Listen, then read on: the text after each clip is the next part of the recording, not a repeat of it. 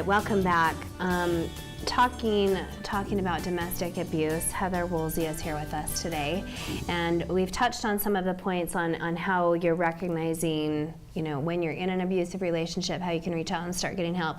So, next step, once you're out, realizing that that's just half the battle, then what? Yeah. You're not home free just because you're away, right? Once you're out, you've just chosen to fight, and the fight has just begun, and people need to understand that. The first step when you get out, obviously you need to be in a safe place, and that's where the safety plan comes in, but you need to get a protective order. Mm-hmm. Protective orders, I know when a lot of people talk about them, they say they're just a piece of paper. They're not just a piece of paper. They are a document signed by a judge saying that at some point in this relationship something's gone wrong and this person shouldn't be around me or around you. It is a way that the courts can track behaviors, and they can start tying them together so they can start to see patterns. Protective orders also give our law enforcement specific directions on what these people should be doing. So if there is an instance that happens or something, they know that that's not supposed to be happening, and they can take action immediately. Protective orders are so important to get and to keep with you. And once you get one, you should give them to your employer. You should give them to your church, to your bishop, or to your pastor. If you go to the gym, give them to your gym, anywhere you frequent. And you should just say, you know what? I am good, but I need help. This is the situation. If you see this person, please don't question. Just call 911. That's all you have to do.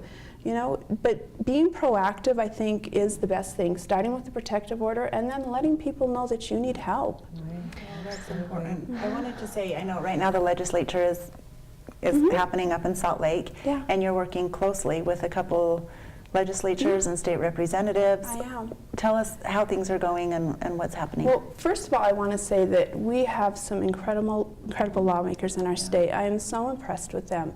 Right now I am working with LeVar Christensen, Mike McKell's helping out, and Kurt Bramble. They're some of our local lawmakers. We're working on laws that address escalated penalties, looking at, say, if somebody violates the protective order, do you realize it's a misdemeanor? That it's getting the same charge as if I stole a candy bar or if I had marijuana on me. So that's currently not in place. But there are laws in place, but they need to be stronger penalties. Okay. Yeah, that's not in place. There are laws in place, obviously, against it, but they're being charged as a misdemeanor, and I'm just not okay with that. Okay. Another concern I have specifically is how are we tracking these offenders when they get released from prison? That's specifically for me. A lot of people will benefit from that, but when my ex gets out of prison, I want to know where he is.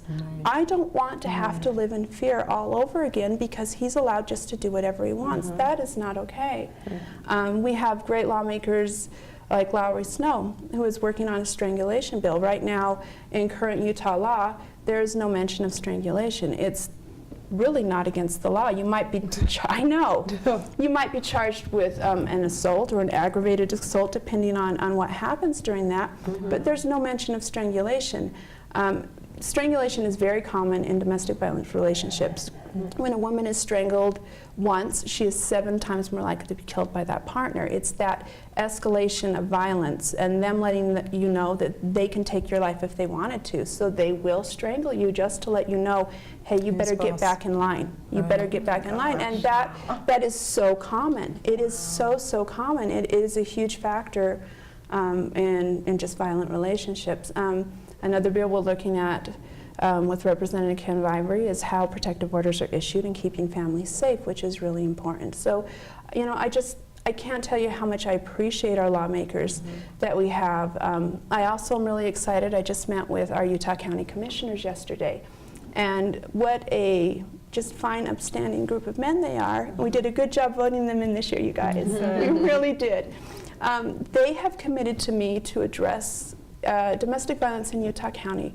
They've committed to 18 town halls where they're going to move from city to city. Wow. We are going to be inviting the community and our community leaders at large, so everybody, to come out to not only talk about what domestic violence is, how we're going to recognize it, if you're concerned if a family member is being abused, what can you do, but we want to know what the community thinks we should do. How are we going to address this?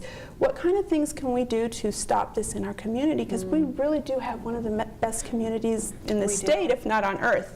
I mean, it is a wonderful community, but really just getting everybody to join together and start a conversation to say, how do we stop this? You know, what can we do? And I am so thankful to them and grateful and excited at the same time, if I can be excited about that. I think it should be. You're making progress. Well, if anything good can come from it, I mean, just the fact that you're here and sharing your story and being brave about it and talking about it. And I have to wonder, knowing that your ex is in prison, you don't always want to be looking behind your shoulder to see if someone's stalking you, or but they always seem to be one step ahead too. Like what are they thinking about what their plan is? Right. How do you feel even about concealed weapons? Or I have no issue with concealed weapons. Okay. I think that depending on who you are as a victim, you should learn how to defend yourself. If you don't like guns, don't get a gun.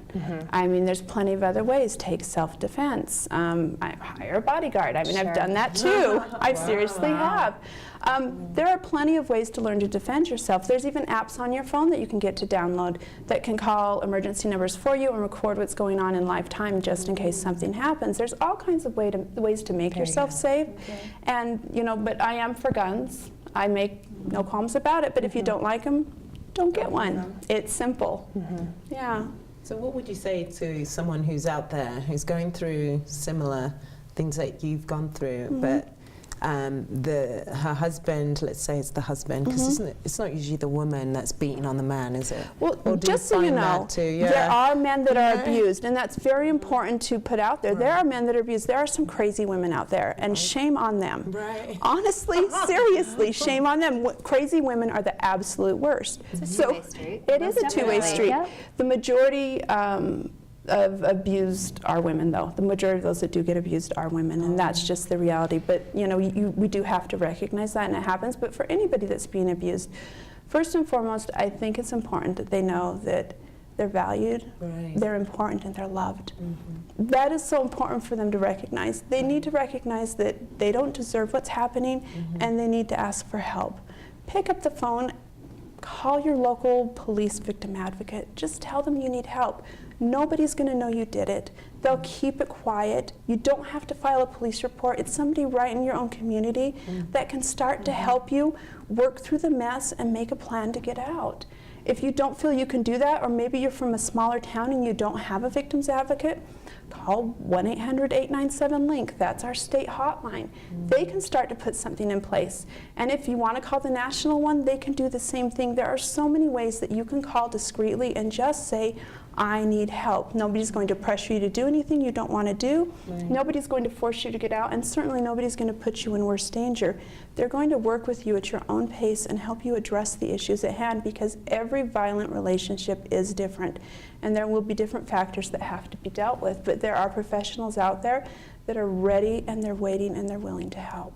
I do want to add that Spanish Fork City did hire a full-time victims advocate. She started last April. Excellent. Her name is Heather, and she's full-time. We used to share a victims advocate with Payson, Salem, and Spanish Fork, I believe. But we felt the need, and she's taken on several cases in the last 10 months. She's been doing this. So if our viewers need to reach out to the Spanish Fork Victims Advocate, please do. Absolutely. They're there to help. They're well trained. They know what they're doing. And honestly, my victim advocates were my best friend through all of this, through my case. Not only did they help me get out and help me find resources, but they actually helped me put a court case together. They kept files for me. They wrote my protective orders for me. I mean, they have done everything for me. They will do the legwork. All you have to do is say, I need help, and they will help you. So the community financially helps you too? I do not have any financial help, no. No, I work full-time and I support my kids, and I'm super proud of that. But there is financial help out there, and I don't want people to think that there isn't. I'm just super proud. I know. There are great groups to help you find employment. There's groups for housing, there's groups for clothes, there's groups for food, there's different schooling and kind of scholarships you can get. There really is help for anything that you want. any problem that you want, all you have to do is ask, and they will find a resource for you. We have one of the most loving and giving communities in the whole world. And absolutely. We do. And so anything you want, you will find, but you have to ask the question, or nobody's going to know you have the need. Right. That was just I could go on and on. There was just one final thing I wanted to touch on that I think is probably one of the most important factors in this too, the kids. How has this affected them? So obviously my kids, they have a hard time. In my household, we still to this day don't talk ill of their father. I don't think that's helpful. There were moments in time when he was good, when he loved them. And they miss that. And my heart breaks for them. But the best thing I can say in helping kids through this is get them in a stable environment. My house is very loving. It's very normal, which is weird to me, right? I got a super normal house. No, I can feel your love. I'm certain you're a very loving person and fabulous mom. But get them in an environment where they can feel that normal, stable love, and get them into therapy, get them talking about it. The cycle of abuse, this domestic violence, is generational and it is passed on. And that is one of my biggest concerns, is that when kids are exposed to this, they learn to react to situations in abusive ways, whether it be verbal or physical. Putting a stop to that, not only in the way that I as a mother, we as mothers set example for them to act now, but get them help. You know, I've gone as far as reaching out to my community. I've gone to my schools and I said, this is the situation, I need help. I've gone to my church and I've said to my bishop, this is the situation and I need help. To the young men's president, young women's president, this is the situation, I need help. And you know what? They've all said, sure, what can I do?